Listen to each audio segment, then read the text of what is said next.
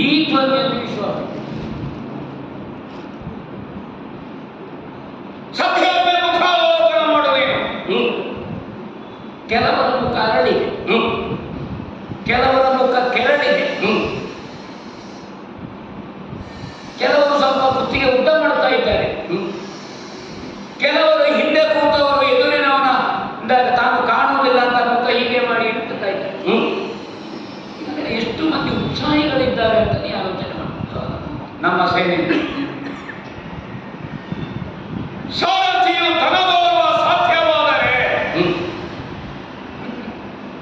ಎಂಥದ್ದು ಕಷ್ಟ. ಸಾರಥಿಯು ತನಗೋರುವ ಸಾಧ್ಯವಾದರೆ ಅಂತ ಕೇಳಿಕೊಂಡ ಎಷ್ಟು ಮಂದಿ ಮಹಾರಥಿಗಳಿದ್ದಾರೆ, ಯೋಧರಿದ್ದಾರೆ. ಕೆಲವರಿಗೆ ಯುದ್ಧವೂ ಗೊತ್ತುಂಟು, ಸಾರಥ್ಯವೂ ಗೊತ್ತುಂಟು.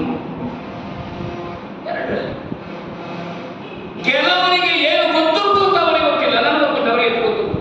ಹಾಗಾಗಿ ನಿನ್ನ ಪಾಳ್ಯದಲ್ಲಿ ಇಟ್ಟುಕೊಂಡಿದ್ದು. ಕೆಲವೊಮ್ಮೆ ನೀನು ಒಗ್ಗರಣೆ ಪಾಯಸಕ್ಕಾಗ್ತೀಯೋ ಅಲ್ಲ, ನೀನೇ ಮಜ್ಜಿಗೆ ಆಗ್ತೀಯ ಅಂತ ಯಾರ ಸಾಮರ್ಥ್ಯವನ್ನು ಹೇಗೆ ಬಳಸಬೇಕು ದೇಶದ ನಾಯಕನಿಗೆ ಗೊತ್ತಿರಬೇಕಾದದ್ದು. ನಮ್ಮಲ್ಲಿ ಇದ್ದದ್ದನ್ನೆಲ್ಲ ಎಷ್ಟೊತ್ತಿಗೆ ಬಳಸಬೇಕು, ಎಲ್ಲಿ ಬಳಸಬೇಕು, ಯಾವಾಗ ಕೆಲವೊಂದು ಬಳಸಲೇಬಾರದು. ಅದು ಆತ್ಯಂತಿಕವಾದ ಸಂದರ್ಭದಲ್ಲಿ ಇದ್ದದ್ದನ್ನೆಲ್ಲ ಮೊದಲು ಎದುರು ಬಳಸುವವರೆಗೂ ಬೆಳೆಸ್ತಾ ಇರಬೇಕು. ಒಂದು ಕಡೆಯಲ್ಲಿ ಯುದ್ಧೋದ್ಯಮಕ್ಕೆ ಬೇಕಾಗಿ ನಾವು ಬಳಸಿದ ಹಾಗೆ ಇನ್ನೊಂದು ಕಡೆಯಲ್ಲಿ ಯುದ್ಧೋದ್ಯಮಕ್ಕೆ ಬೇಕಾದ ಶಸ್ತ್ರಾಸ್ತ್ರಗಳನ್ನು ಬೆಳೆಸ್ತಾ ಬೇಕು.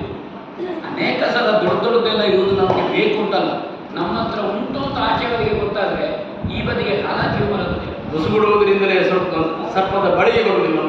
ಅದಕ್ಕೆ ಬೇಕಾಗಿ ಅದು ಕೊಟ್ಟರೆಯಿಂದ ಹೊರಗೆ ಹಾಕೋದು, ಒಳಗುವುದು. ಪೂರ್ತಿ ಹೊರಗೆ ಬಂದರೆ ಗೊತ್ತಾಗ್ತದೆ ಅದು ನೀರಿನಿಂದ ಮುಂದೆ ಬಂದದ್ದು.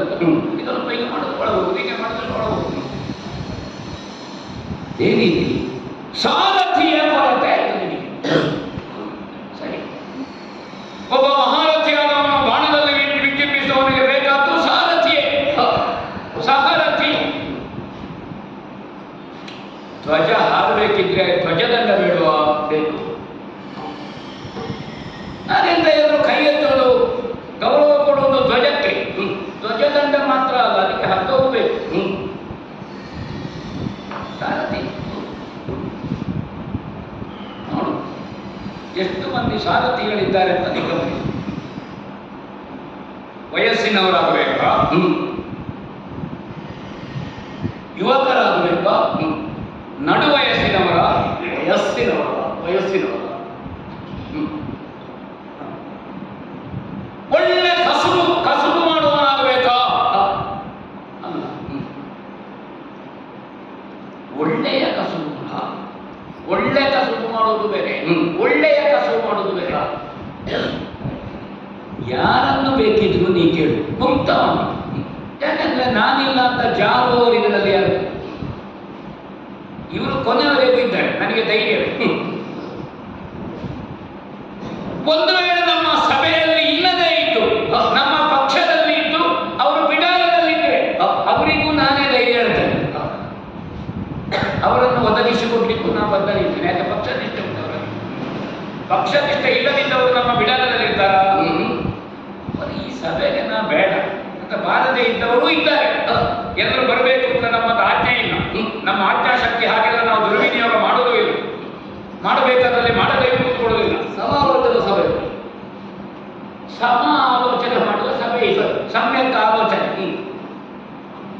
ಹಾಗೆ ಅಲ್ಲಿ ಕೂತವರಿಗೆ ಆಲೋಚನೆ ಇಲ್ಲ ಅಂತಲ್ಲ, ಅವರು ಈ ಸಭೆಗೆ ಬರಬೇಕಾಗಿಲ್ಲ. ನಮ್ಮ ಆಲೋಚನೆಗಳನ್ನು ಮಾನಿಸ್ತಾರೆ. ನಮಗೆ ವಿಶ್ವಾಸ ಉಂಟು.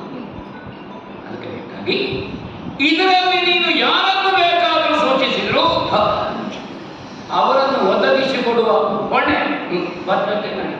ಸಭೆಯವರ ಹತ್ರ ಕೇಳಿಯಲ್ಲ, ನಮ್ಮಲ್ಲಿ ಸರ್ವಾನುಮತವೇ. ನಮ್ಮಲ್ಲಿ ಬಹುಮತ ಅಂತ ಇಲ್ಲ. ಯಾಕಿಲ್ಲ? ಬಹುಮತ ಅಂದ್ರೆ ಅಲ್ಪಮತ ವಿರೋಧ ಉಂಟು ಅಂತ ಅರ್ಥ ಅಲ್ವನ್ನ ಅಲ್ವಾ?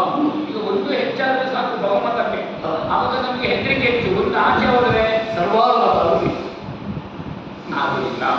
ಅದಕ್ಕೆ ನನ್ನ ಮತ್ತೆ ಗುಪ್ತ ಮತದಾನ ಅಂತ ಇಲ್ಲವೇ ಇಲ್ಲ.